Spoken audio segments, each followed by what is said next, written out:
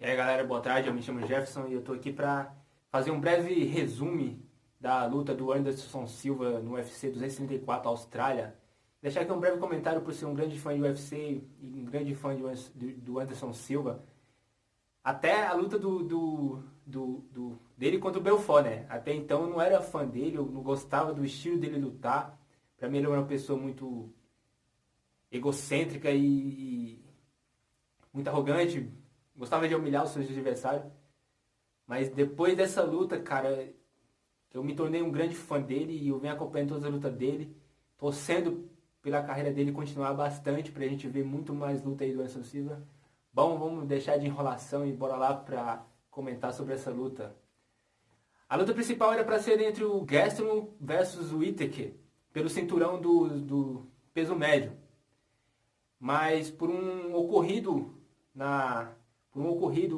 trágico que teve sobre o Whittaker, ele teve uma dor estomacal que ocorreu por uma hérnia que ele tem no estômago e passou mal e essa dor foi cancelada e inclusive ele vai passar por cirurgia. Realmente foi grave o que ele passou, a situação em que ele se encontra. E o Gastelum foi para a plateia com um cinturão, sendo que não é dele ainda. Então isso aí já para dar mais ibope aí, para encher mais as casas de aposta aí, aumentar mais o volume de pessoas aí para assistir essa luta em provocações, em pay-per-view e tal. Mas ainda estou enrolando, então bora comentar sobre a luta do Anderson. Bom, eu assisti os 3 rounds e analisando, vendo os comentários, vendo realmente comentários de gente que realmente entende sobre lutas. E eu também concordo com o que muitos dizem. O Anderson, ele não entrou ali com o objetivo de vencer a luta.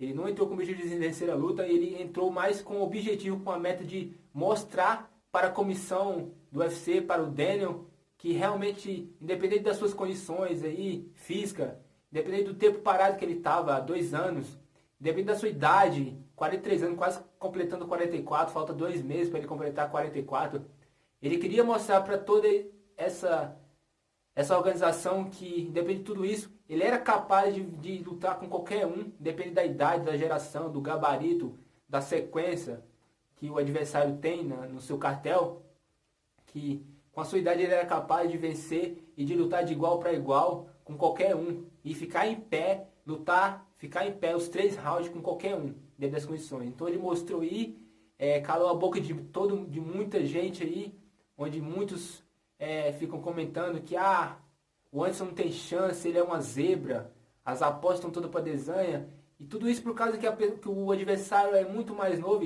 mais de 10 anos mais novo do que o Anderson, vem aí de 15 lutas invicto, tem muito maior que o Anderson, muito mais jovem, então eles ficam nesses comentários, o Anderson vira parar, ele não tem chance, ele é zebra e tal, e muitos comentários. Então ele provou para todo mundo aí que essa ideologia de idade, geração, não tem nada a ver. Ele provou ao contrário, ele conseguiu lutar de igual para igual, os 3 rounds, e em pé. A luta não foi pro chão em momento algum. Teve uns 2 clinch ali na grade, mas só foi isso, não passou disso. E apesar de tudo, de 2 juízes ter dado os 3 rounds pro Adesanya, um juiz viu que o segundo round foi do Anderson. Ele venceu o segundo round, esse juiz deu o segundo round para o Anderson.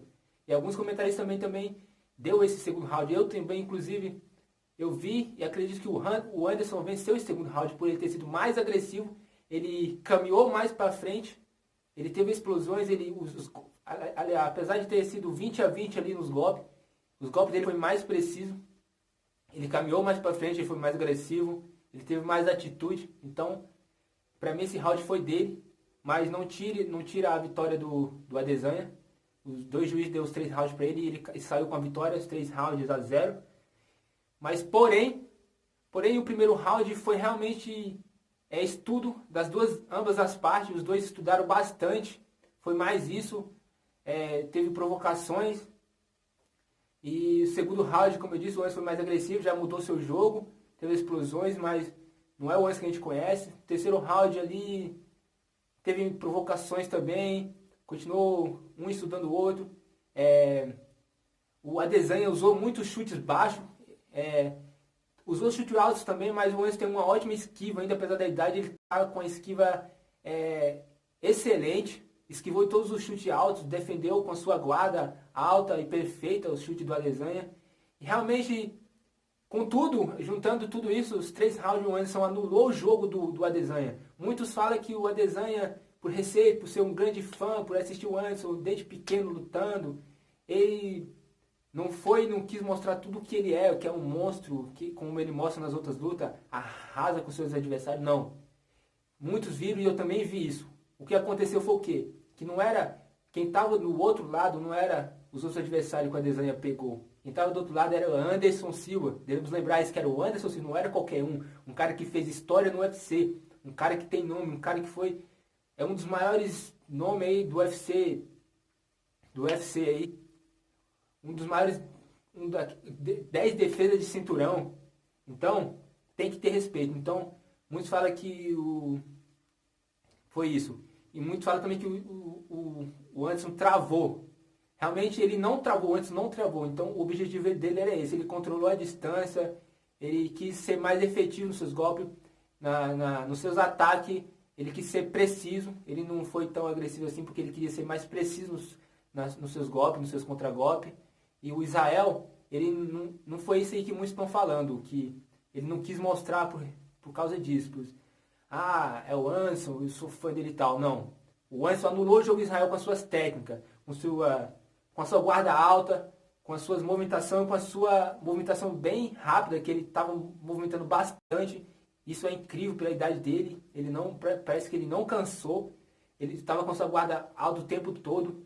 Jogo de corpo, mudança de guarda, posição das pernas. Ele usou bastante.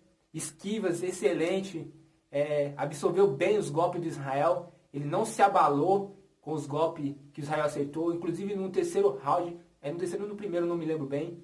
O Israel acertou um golpe e ele começou a provocar. O Israel deu a cara. O Israel acertou uns 3, 4 golpes. Ele deu a cara, bate, tá aqui.